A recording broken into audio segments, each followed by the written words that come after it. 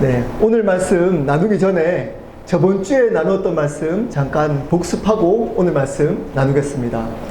저번 주에는 확실한 부르심이라는 부르심에 관한 말씀을 나누었습니다. 두 가지 부르심을 나누었습니다. 첫 번째, 하나님께서는 자녀로서 우리를 불러주신다라고 말씀을 드렸습니다. 성삼위 하나님이 우리를 창세전에 택하시고 예수 그리스도가 우리를 불러주시고 구원받은 우리를 성령 하나님께서 그 구원을 지켜주시기 때문에 우리가 구원을 확실히 믿었다면 우리의 구원은 절대 탈락되지 않는다라고 말씀을 드렸습니다. 두 번째는 사명으로서의 부르심에 대해서 말씀을 드렸습니다. 어떤 일을 하느냐가 중요한 것이 아니라 그 일을 통해서, 모든 일을 통해서 예수 그리스도를 전하는 것이 중요하다라고 말씀을 드렸습니다. 그것을 전하는 사람이 큰 사명자다라고 말씀을 드렸습니다. 자, 오늘은 삶의 광야라는 제목으로 하나님 말씀 나누겠습니다. 저번 주에는 부르심에 관한 말씀을 나누었습니다. 오늘 말씀은 보내심에 관한 말씀입니다. 하나님께서 불러주시면 반드시 세상 가운데 보내십니다. 근데 그 보내시기 전에 반드시 거쳐야 할 학교가 있습니다. 그 학교가 뭘까요? 바로 광야 학교입니다. 오늘 설교 노트 한번 볼까요? 저번 주에 나눴던 말씀입니다. 갈라디아서 1장 17절 말씀 우리 한 목소리로 읽어보도록 하시겠습니다. 시작. 또 나보다 예루살렘에 가지 아니하고 아라비아로 갔다가 다시 다메섹으로 들어갔노라. 바울이 예수님을 다메섹에서 만나고 아나니아를 통해서 침례를 받고 바로 예루살렘으로 들어간 것이 아니라 어디로 갔다고요? 아라비아로 갔다는 겁니다. 자, 18절 오늘 말씀에 3년 후라고 말씀했기 때문에 아라비아에 몇 년 있었던 거죠? 3년. 네, 이거 어렵지 않죠? 3년 있었던 겁니다. 예루살렘으로 바로 가지 않고 3년 동안 아라비아에 있었다라고 말하고 있습니다. 여러분, 이 아라비아가 어떤 지역일까요? 여러분 혹시 이 말씀에 대해서 들어보신 분들은 아마 이렇게 알고 계신 분들이 꽤 많을 겁니다. 아라비아 사막, 아라비아 광야, 혹시 들어보셨습니까? 바울이 아라비아 광야에 가서 하나님과 3년 동안 독대하는 시간을 보냈다. 그래서 바울이 그 시간 동안 신학을 정리했다 라고 알고 계시는 분들이 많습니다. 여러분, 그것은 사실은 근거가 약한 주장입니다. 아라비아는 광야가 아닙니다. 아라비아는 광야를 포함하지만 아라비아 반도입니다. 즉 도시였습니다. 도시. 여러분, 이것은 굉장히 중요합니다. 나중에 왜 중요한지를 나누겠습니다. 여러분, 아라비아는, 여기서 말하고 있는 아라비아는 사막, 우리가 생각하는 바울이 광야 사막에 가서 아무도 없는 곳에서 하나님과 3년을 보냈구나 라고 생각하시는 분들이 꽤 있을 겁니다. 근데 아라비아는 어디라고요? 광야가 아니라, 사막이 아니라 반도, 즉 여러 나라를 포함한 도시였습니다. 성경책 혹시 가지고 계신 분 잠깐 고린도후서 11장 32절 33절 한번 볼까요? 갈라디아서에서 한 2장 정도 넘기면 됩니다. 제가 설교 노트에 못 적어가지고 우리 한번 고린도후서 11장 32절 33절 말씀 한번 읽어보도록 하겠습니다. 제가 읽겠습니다. 다메섹에서 아레다 왕의 고관이 나를 잡으려고 다메섹 성을 지켰으나 나는 광주리를 타고 들창문으로 성벽을 내려가 그 손에서 벗어났노라. 여러분, 이 장면은 바울이 아라비아에서 다메섹으로 갔다가, 여러분 사도행전 들었던 분들은 기억날 수도 있습니다. 바울이 아라비아에서 3년을 보내고 다메섹에서 돌아갔다가 일어난 일을 설명한 겁니다. 어떤 일이 있었다고요? 다메섹에 돌아가니까 거기에 아레다 왕의 고관, 아레다 왕이 보낸 어떤 사람들이 바울을 잡으려고 했습니다. 사도행전은 유대인이라고 표현했습니다. 이 사람이 바울을 잡으려고 했습니다. 그랬더니 광주리를 타고 성벽으로 내려가서 도망간 사건을 이야기합니다. 여기에 아레다 왕이라는 왕이 나옵니다. 여러분, 이 왕은 아라비아 남쪽에 있는 나바티안이라는 나라의 왕입니다. 나바티안의 왕입니다. 여러분, 이 왕이 왜 바울을 잡으러 다메섹까지 갔을까요? 바울이 도망간 이유는 한 가지밖에 없습니다. 왜 그럴까요? 복음을 전했기 때문입니다. 그러면 여러분, 아라비아가 사막이었으면, 아무도 없는 사막이었으면 바울이 복음을 전할 수 있었을까요? 당연히 아무도 없었기 때문에 복음을 전할 수 없었을 겁니다. 근데 아라비아가 반도, 즉 도시였기 때문에 바울은 3년 동안 복음을 전하다가 그곳의 왕에게 쫓기어서 다메섹까지 온 겁니다. 그러므로 아라비아는 사막이 아니라 도시였습니다. 이것이 더 근거가 있습니다. 그런데 왜 광야, 사막이라고 사람들은 생각할까요? 좀 더 극적으로 만들기 위함입니다. 삶의 광야를 바울은 거쳤다. 근데 그 광야가 실질적으로 아라비아 사막, 즉 광야이다 라고 하면 더 극적으로 보여지기 때문에 그렇게 해석을 한 겁니다. 조심해야 됩니다. 아라비아는 사막이 아니었습니다. 도시였습니다. 그곳에서 바울은 패배자처럼 아무것도 하지 않고 있었던 것이 아니었습니다. 뭘 하고 있었다고요? 복음을 전하고 있었습니다. 근데 그것이 왜 광야일까요? 복음을 전해도 아무도 바울을 인정해주지 않았습니다. 복음을 전하는 그 바울과 함께 동역했던 사람이 아무도 없었습니다. 하나님만 인정했습니다. 바울을. 그곳이 광야입니다.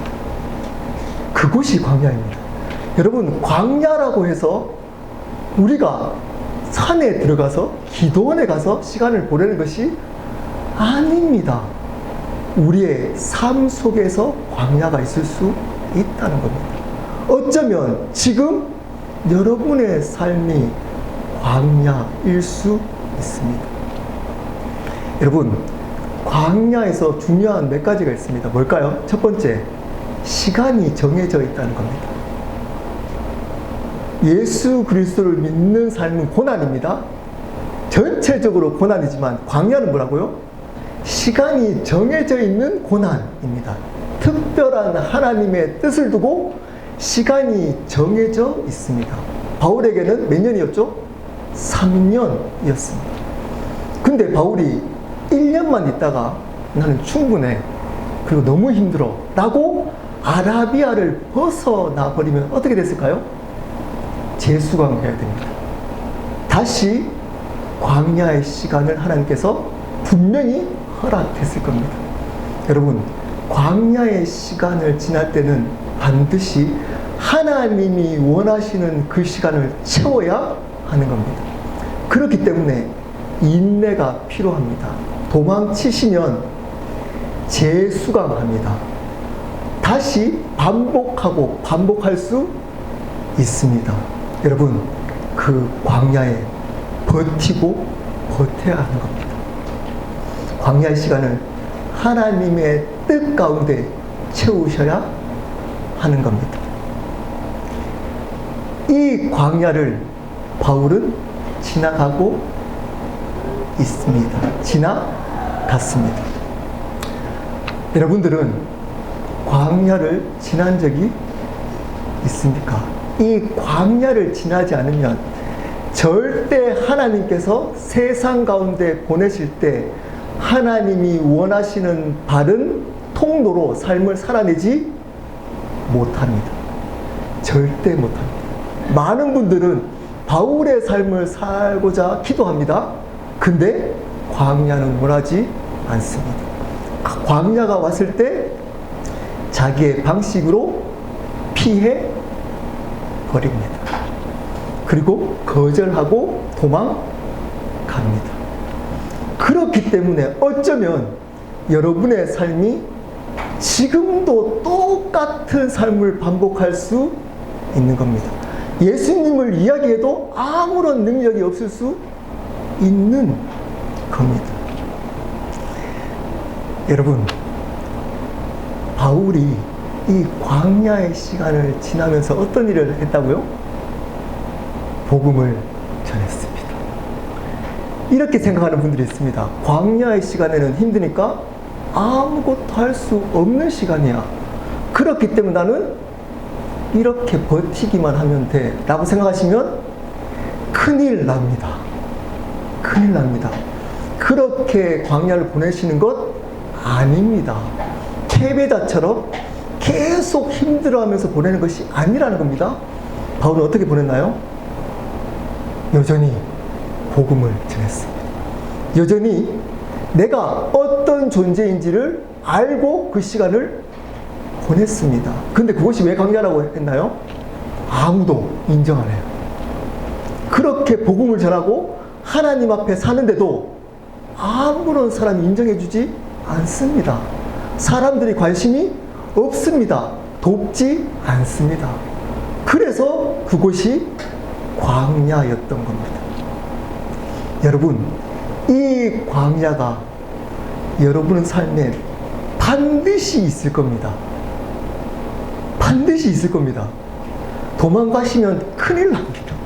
어쩌면 과거에 광야가 왔는데 내 방식대로 도망갔던 분들이 있을 겁니다. 누가 이길까요? 하나님이 여러분을 쓰시려면 하나님이 이기십니다. 계속적으로 광야를 주실 겁니다. 그 광야에서 하나님이 원하시는 시간으로, 하나님이 원하시는 방식으로 그곳을 지나가셔야 합니다. 그렇게 바울은 지나갔습니다. 그렇게 광야를 지나갔던 사람들은 어떻게 사는지 오늘 두 가지로 말씀을 나누도록 하겠습니다. 한번 볼까요? 삶의 광야를 경험한 자들은 어떤 삶을 살아갈까요? 설교부터 한번 볼까요? 첫 번째입니다. 하나님 앞에서만 삽니다. 18절부터 20절 말씀입니다. 우리 갈라디아서 1장 18절부터 19절 말씀을 우리 함께 읽어보도록 하시겠습니다. 시작!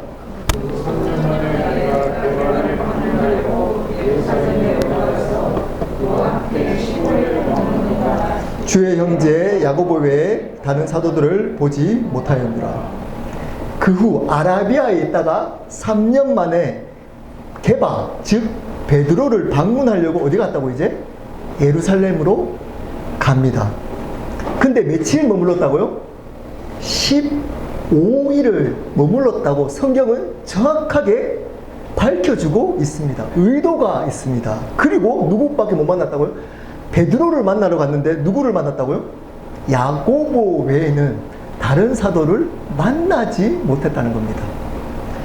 왜 이렇게 15일이라는 시간들을 정확하게 밝혀주고 있고 만난 사람이 야고보밖에 없다라고 밝히고 있을까요? 그리고 왜 바울은 베드로를 만나러 예루살렘으로 갔을까요? 아마도 자기가 경험한 하나님, 자기가 전한 복음이 영적인 리더인 베드로에게도 확증받기 위함이었을 겁니다. 그렇게 갔는데 만났나요? 못 만났나요? 못 만나고 며칠 있었나요? 15일이 있었는데 야고보밖에 만나지 못했다는 겁니다. 왜 15일을 밝히고 있을까요? 오랜 기간이 아니었다는 겁니다. 자기가 전한 복음이 사람으로부터 온 것이 아니라는 겁니다. 베드로와 오랜 시간 동안 있으면서 베드로가 그 복음을 수정해 준 것이 아니었다는 것을 밝혀주고 있는 겁니다. 그래서 거기서 야고보밖에 만나지 못했다는 겁니다. 자기가 전한 복음이 하나님으로부터 왔다는 것을 강조하기 위함입니다. 그리고 또 하나 있습니다. 의미가 15일을 밝힌 이유가 뭘까요? 여러분, 초짜 목회자는 어떤 분을 만나는 게 중요할까요? 그 목회자를 이끌어줄, 소위 말하는 경험이 많은 목회자를 만나는 것이 중요합니다. 여러분, 비즈니스도 어떤 사람이 중요하나요? 비즈니스를 도와줄 경험이 많은 비즈니스맨을 만나면 도움이 됩니다. 아마 바울은 그런 의미로 갔을 수도 있습니다. 근데 15일밖에 있지 않았다는 겁니다. 그 말을 왜 밝힐까요? 그 베드로나 야고보를 의지하려고 간 것이 아니라는 것을 밝혀주고 있는 겁니다. 내 사역을 사람의 인정이나 사람에게 의지해서 사역을 하지 않았다는 것을 강조하기 위함입니다. 여러분, 광야를 통과한 사람은 어떻게 살아가나요? 사람을 의지하지 않습니다. 사람의 인정을 요구하지 않습니다. 그 요구에 따라 살아가지 않습니다. 하나님 앞에서만 살아갑니다. 그래서 갈라디아서 1장 20절 이렇게 표현합니다. 제가 읽겠습니다. 보라, 내가 너희에게 쓰는 것은 하나님 앞에서 거짓말이 아니로다. 이 말이 거짓말이 아닌데 내가 왜 거짓말을 안 한다고요? 내가 하나님 앞에 살아가기 때문이라는 겁니다. 이거를 라틴어로 여러분 들었을 겁니다. 코람 데오라고 합니다. 하나님 앞에서. 여러분, 광야의 시간을 통과한 사람은 광야에서 살았던 것과 같이 하나님 앞에서만 살아갑니다. 사람의 눈이나 사람의 인정이나 사람을 의지해서 살아가지 않습니다. 하나님 앞에서만 살아간다는 의미는 언제 어디서든 하나님을 의식하며 살아간다는 겁니다. 주일에는 하나님 의식했다가 다른 날 교회 밖에서는 하나님 전혀 의식하지 않고 내 마음대로 살아가지 않는다는 겁니다. 하나님이 내 앞에 부활하신 예수 그리스도가 주님으로 내 앞에 살아 계시다 라는 것을 인정하며 살아가게 된다는 겁니다.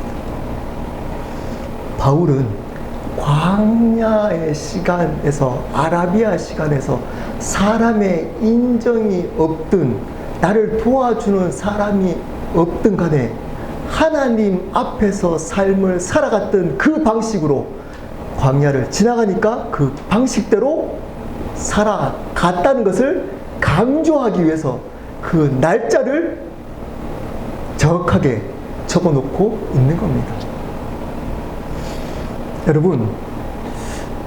여러분들은 제가 목회자이기 때문에 잘 압니다. 목회자는 저를 도와줄, 저를 이끌어줄 목회자가 있으면 큰 힘이 됩니다. 그 목회자가 아버지면 더 큰 힘이 되겠죠. 아버지면 그분이 장로님인 아버지면 더 큰 힘이 될 겁니다. 근데 아무런 아는 사람이 없는 저 같은 사람들은 사실 쉽지 않습니다. 근데 그것이 복이라는 겁니다. 그것이 복. 왜냐? 그것이 광야를 통과한 사람의 바른 신앙의 모습이기 때문입니다. 하나님 앞에서만, 하나님만 의지해서 살아가게 되는 겁니다. 여러분을 도와줄 사람이 없다고 불평하지 마십시오. 하나님이 계십니다. 여러분을 도와줄 하나님이 계십니다. 그분 앞에서만 살아가면 됩니다. 그것을 훈련하는 것이 바로 광야입니다. 두 번째, 하나님을 위해서만 삽니다. 21절부터 24절입니다. 21절 읽겠습니다. 그 후에 수리아와 길리기아 지방에 이르렀으나, 바울이 예루살렘에 잠깐 방문했다가 수리아, 지금으로 말하면 어딜까요? 시리아입니다. 비슷하죠? 시리아, 이스라엘이 여기 있고 시리아가 여기 있고 지중해가 여기 있고 터키가 여기 있습니다. 터키는 여기 보면 길리기아는 터키 지역입니다. 그러므로 이쪽으로 올라갔습니다. 예루살렘에서 떨어져 있는 시리아와 길리기아까지 가서 복음을 전한 겁니다. 여러분, 바울에게 중요했던 4가지 장소가 있습니다. 첫 번째 뭘까요? 다메섹입니다. 예수님을 만난 곳입니다. 다른 말로 어떻게 표현할 수 있을까요? 예수님이 만나준 곳입니다. 예수님이 찾아온 곳이 다메섹입니다.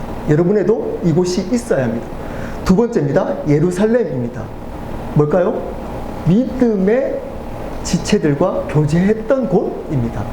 믿음의 공동체가 있는 곳입니다. 여러분에게도 이것이 반드시 필요합니다. 세 번째, 아라비아입니다. 예수님을 진정으로 인격적으로 만나는 장소입니다.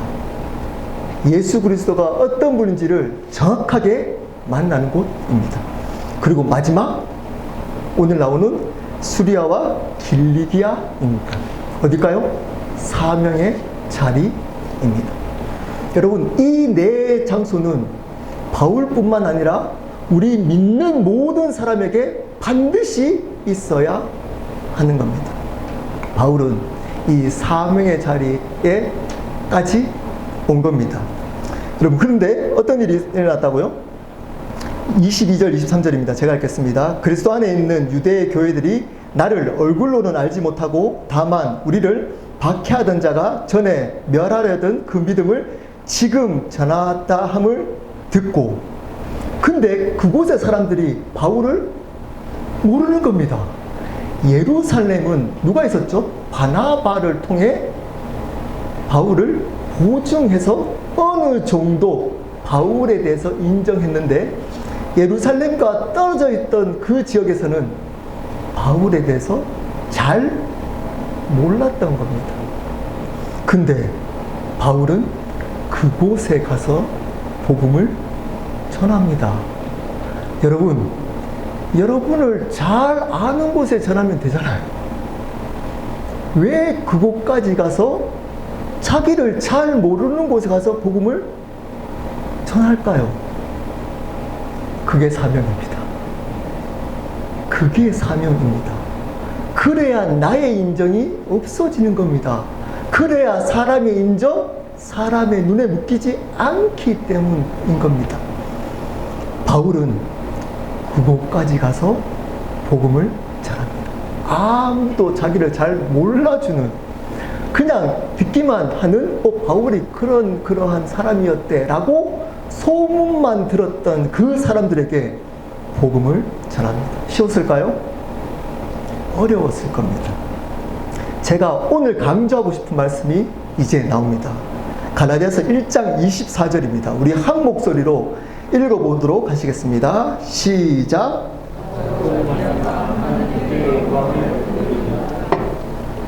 아주 간단한 말이죠. 나로 말미암아 하나님께 영광을 돌리리라. 제가 이 말씀을 준비하면서 조금 전까지 제 마음을 이 말씀이 움직였습니다. 나로 말미암아 하나님께 영광을 돌리리라. 바울은 나 존재 자체로 하나님께 영광이 됐다는 거 고백하고 있습니다. 나의 성공, 나의 재정, 나의 능력이 아니라 나로 말미암아 하나님께 영광을 돌렸다라고 이야기해 주고 있습니다.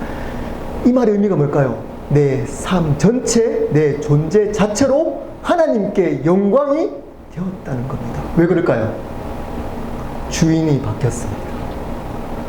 바울은 이제껏 자기가 주인으로 자기 영광으로 살아갔던 사람이었다가 광야의 시간이 지나니까 이제 내가 아닌 겁니다. 예수 그리스도 안에 그분이 주인인 나로 바뀌었기 때문에 나로 말미암아 영광이 되었던 겁니다. 그리고 바울은 나만 영광 돌리지 않았습니다. 잘 보십시오. 나로 말미암아 그들이 하나님께 영광을 돌렸습니다. 이게 진짜 영광입니다. 잘 기억하십시오. 교회의 영광은 이 영광이어야만 합니다. 우리 교회만 하나님께 영광 돌리고 나만 하나님께 영광 돌리면 큰일 납니다. 가짜 영광입니다. 진짜 영광은 뭐냐? 이 세상 사람들이 영광 돌리도록 해야 하는 겁니다. 우리를 통해 그 사람들이 영광 돌리도록 해야 하는 겁니다. 이것이 진짜 하나님의 영광입니다. 나만, 우리 교회만 영광 되면 돼. 우리 교회만 좋으면 돼. 그래서 세습하는 겁니다. 그래서 이것이 아무렇지도 않은 겁니다. 우리 교회만 되면 되니까. 여러분, 그 영광은 가짜입니다. 하나님의 진짜 영광은 나를 부르신 그분이 나의 사명의 자리에서 그곳에 있는 사람들에게 영광을 돌리도록 하는 그 영광이 진짜 하나님의 영광인 겁니다. 바울은 이렇게 얘기합니다. 그 사람들이 바울을 몰랐어요. 어떻게 할까요? 핍박했겠죠. 안 좋은 눈으로 봤겠죠. 근데 바울의 삶을 통해, 바울이 목숨 걸고 복음을 전하는 그 모습을 통해 사람들이 하나님께 영광을 돌리게 되었다는 겁니다. 여러분, 이 영광을 구해야 되는 겁니다. 우리는 이 영광 때문에 살아가야 되는 겁니다. 나만의 영광이 아닙니다. 그 영광은 어쩌면 종교적인 가짜 영광일 수 있습니다. 근데 바울은 하나님을 위해서만, 하나님의 영광을 위해서만 삽니다. 그 삶이 뭐라고요? 나만이 영광 돌리는 것이 아니라 나의 삶 전체를 통해 다른 사람들이 하나님께 영광을 돌리도록 하는 그 삶이 하나님이 받으시는 진짜 영광의 삶인 겁니다. 여러분, 그 삶을 저희 교회는 살아가야 하는 겁니다. 여러분 삶은 그 삶이 되어야 합니다. 말씀을 마무리하도록 하겠습니다. 여러분, 광야를 지난 바울은 삶이 어떻게 변했나요? 어떻게 변했나요? 잘 들어보십시오. 마무리가 중요합니다. 바울은 아라비아의 광야의 시간 동안 뭘 했다 그랬죠? 복음을 전했습니다. 근데 그것이 왜 광야일까요? 아무도 인정해주지 않음에도 불구하고 복음을 전하는 삶을 살아갔습니다. 그러다가 쫓깁니다. 광야의 시간이 지났습니다. 아라비아에서 다메섹으로 돌아옵니다. 어떤 삶을 사나요? 여전히 복음을 전하는 삶을 삽니다. 여러분, 이렇게 생각하는 사람들이 있습니다. 광야의 시간이 지나면 이 세상에 편안한 삶이 따라올 거니까 잘만 버티면 하나님께서 한건 해주실 거야. 하나님이 편안한 삶으로 인도해 주실 거야. 버티기만 하자. 하나님께서 반드시 복 주실 거야. 여러분, 그것은 가짜의 평안입니다. 똑같아집니다. 광야의 시간을 지나도 여러분은 광야의 삶을 살 겁니다. 그리스도의 삶은 광야의 삶입니다. 광야의 삶을 지나서 그때 인격적으로 만났던 그분만을 위해서 이제는 광야의 삶을 살아가는 겁니다. 그 대신 바뀐 게 있습니다. 바울에게 바뀐 게 있습니다. 뭘까요? 예수님이 누구인지 압니다. 그분만 바라봅니다. 그분만 주인으로 고백하고 살아갑니다.